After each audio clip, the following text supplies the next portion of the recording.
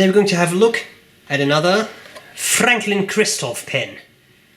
Beautiful box, and this pen was sent to me by Franklin-Christoph. Thanks a lot, I appreciate it. I know I've reviewed a couple of Franklin-Christophs, but this is one I'm actually very enthusiastic about for a couple of reasons. This is the Model 31 Omnis, and it's everything. Very interesting pen. The Purpurae, I'm just going to say Purpurae, you can also say Purpurae, you can make all sorts of Latin pronunciations as you prefer, but clearly a purple pen, very nice nib. So I'm going to cover the parts of the pen and tell you what I like about it, what I don't like about it, and then I'll do a writing sample. What's in the box? A leather pouch, and I think that's very cool. So you buy a pen, you get a pouch with a little zipper so you can carry your pen safely around. That's actually not bad at all. And if you like really oversized pens, as some people do, they fit very nicely in those pouches. So just saying, that's I think it's very cool. Okay, you get a Franklin-Christoph business card in the box, as well as a lifetime warranty, which I think is very cool, which is actually signed and all that. And it's not the case for this particular pen that I'm reviewing now, but if you get one of those Mike Masayama custom nib grinds, you also get a special card that says so. So it says what has happened to your nib, and it has the official chop of Mr. Masayama.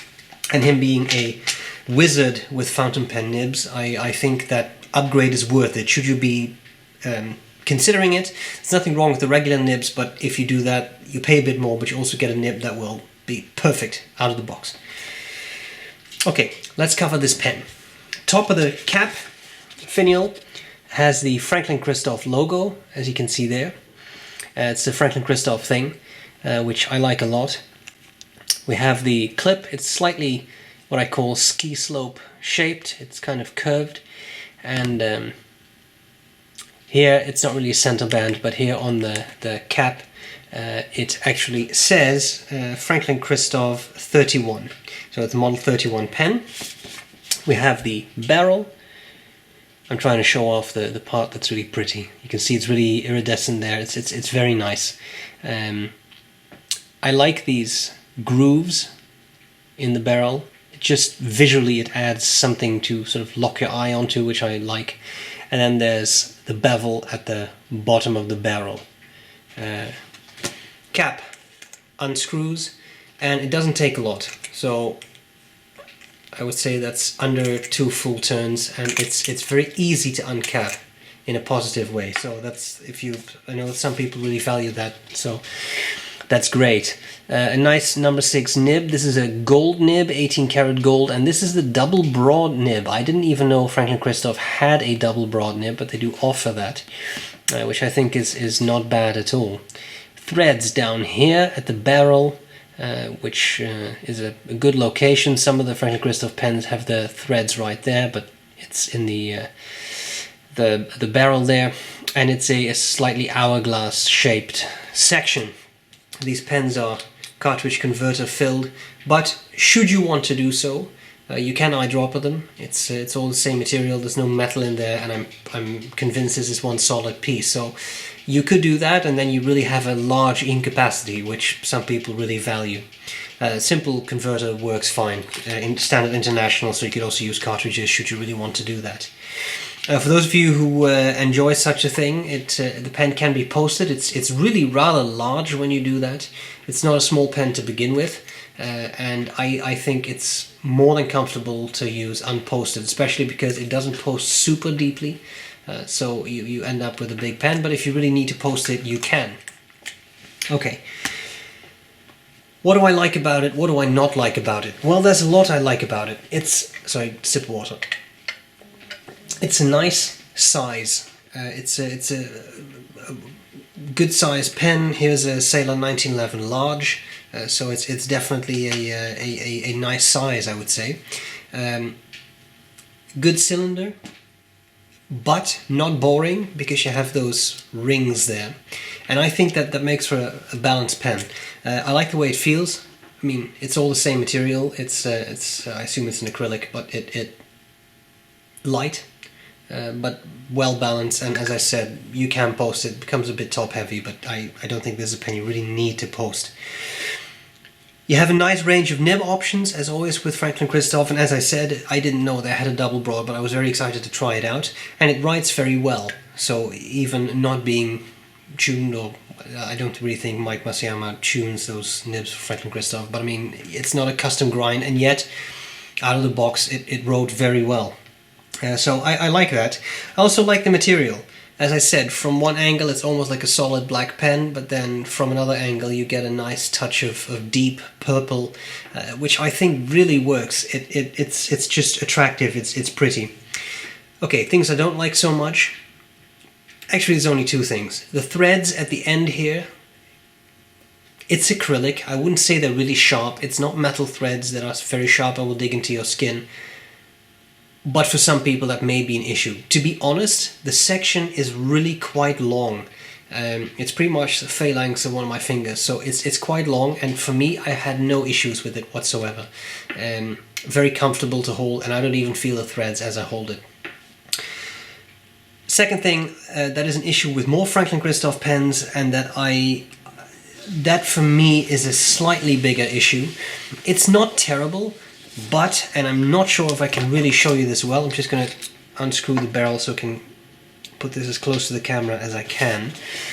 There is an opening in between the section and the nib unit. So, whereas with a lot of pens, you would end up with something like this. Obviously it's in there loosely, but something along those lines, so there is no gap between the nib and the inside of the section. With this pen, there is a gap. Is that a problem? Not necessarily. The issue is, though, that if you use this with a converter,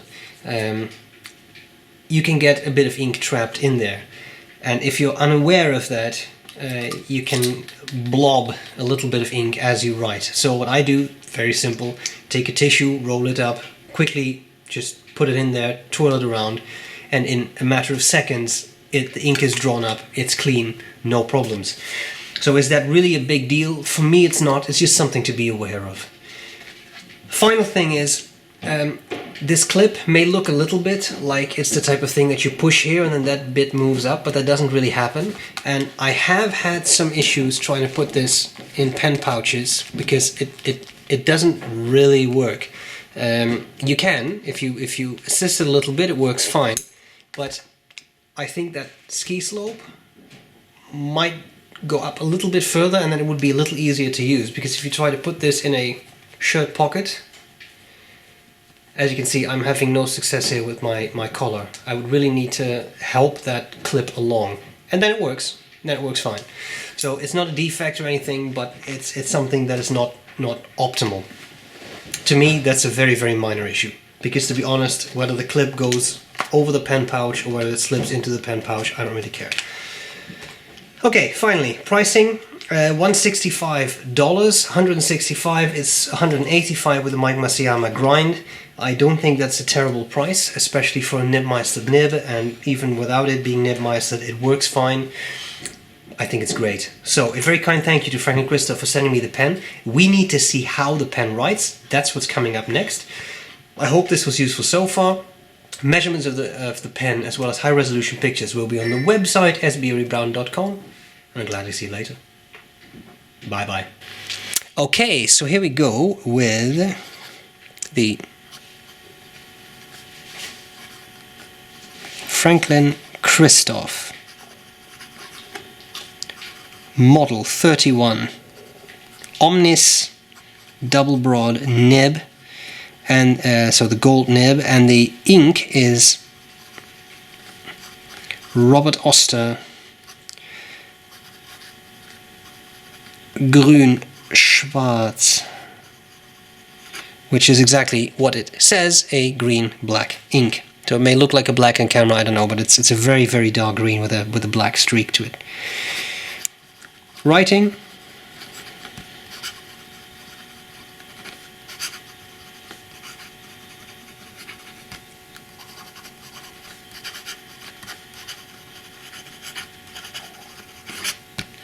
Writes well. That skip, I think I misaligned the nib, but I could be wrong. So far it's been very good. Fast writing.